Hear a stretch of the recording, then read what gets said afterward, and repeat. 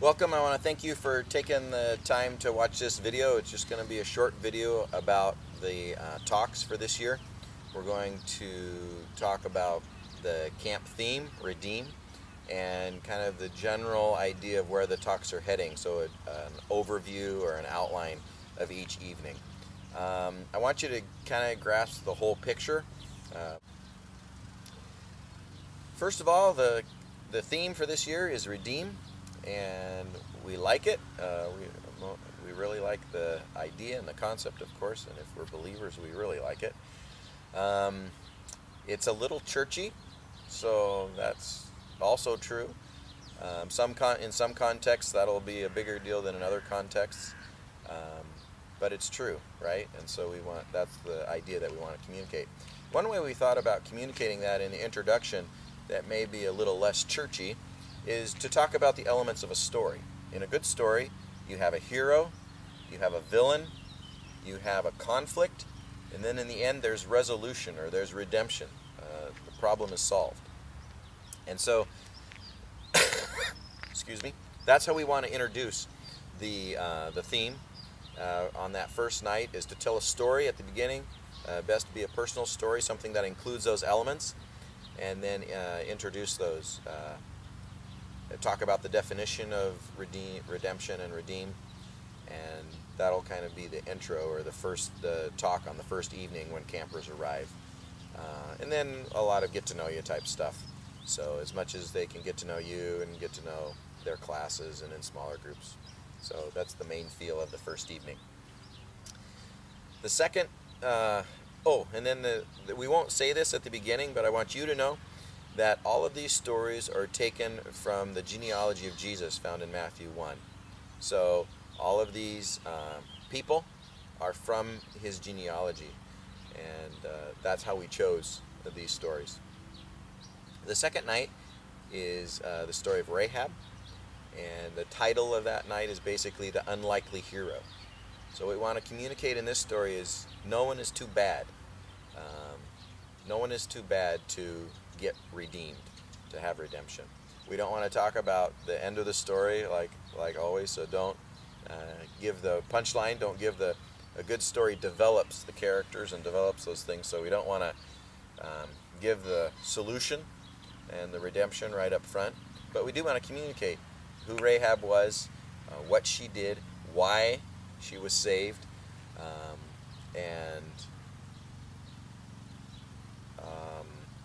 and introduce the concept of redemption and that no one is too bad to be redeemed. I'm really excited about the third night. The third night is going to be a Judah monologue. So there'll be two ways to present this.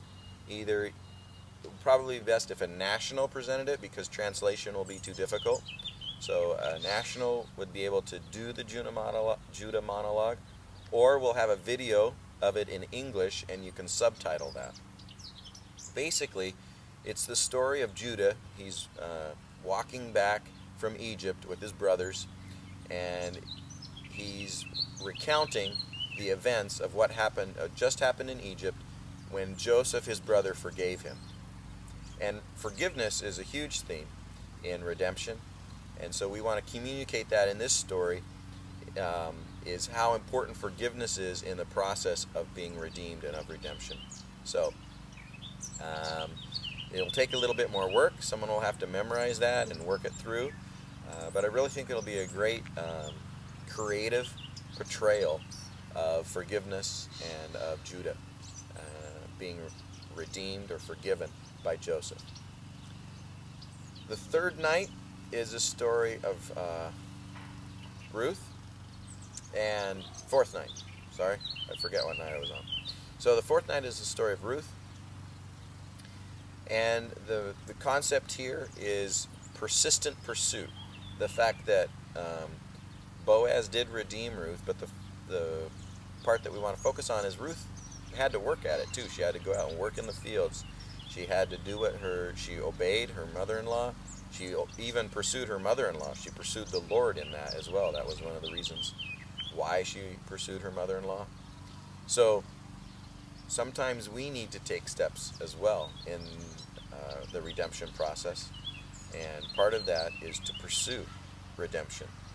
And Ruth did that. So that's the part that we want to focus on in the story of Ruth. The next story is the story of David and Bathsheba, and that's the story of second chances. So again, it's similar to the no matter what you do, you can be saved, but it's also the story of we want to for sure talk about sin and the fact that we do things that are wrong and we need redemption from those things. So that's the fifth night. The sixth night is stories of Jesus, and there's lots of different ways you can go with this. I'm not going to explain them all here on the video. You can read through those, but there's mainly two stories. You'll probably have to pick one. You probably won't have enough time for both of them. One is the story of Nicodemus, and the other one is the story of the woman at the well. I think the Nicodemus story works best in the context of a more religious society, and the woman at the well probably works best more in the context of an atheist society, but you choose. And then, and then at the end of that night, the way we will present the gospel, there's a gospel presentation in there as well. Again, talk through with the camp director and with the other people on the team. But at the end of the night, we're going to have a labyrinth set up, or an experience, where people walk through different stations, different experiences. We'll ask them different questions. Some of it they'll do alone, some of it they'll do with other people. And the idea of that time is we want them to experience redemption. We want them to walk through it in a practical way. So it's a little risky, but I think it also has great opportunity for reward. So that's what we're doing on night 6 with Jesus and Jesus as the Redeemer. And then night 7, the last night, is basically redemption for the whole world and also for you specifically, personally. We'll talk about that a little bit on the Jesus night as well. But on the 7th night, what we'd like to do is, you might have to do this earlier in the week. It depends on the level of the students, their English, and different things like that. But basically, the evening program on the last night will have different presentations from different classes. And the theme of the presentation is going to be a perfect world. You may want to make it a little bit more tangible, so like a perfect Slovenia, for example. It's pretty perfect today. It's a beautiful day. Or the perfect Poland, or wherever, your context. And just so that it's a little bit easier for them to do. And they need to come up with a 5-minute presentation on what this would be like, what a perfect Slovenia would be like, perfect world. And they can work on this in English class, they can work on this in free time. I think it would be wise to start before this night, or this day, as far as them working on these. And then, so in these stories, in these presentations, I mean, that the different classes will do, the hardest part in this, of course, will be to keep them going and make sure they're only 5 minutes. And so you'll need some time to look at them beforehand, because this night could really drag out if it's not planned well. So be sure you know. And then it'd also be good to comment on them and bring out different points in the different students' presentations. They can do a rap, they can do a song, they can do a drama, they can whatever they want to do to show what a perfect world would be like. And that's the last evening. And then we also want to, of course, whatever you can to draw that into, invite people to follow up events and those kinds of things. So thanks for your time, and I hope you enjoy camp this summer and have a great summer. We'll be praying for you, and pray for us as well. Thanks.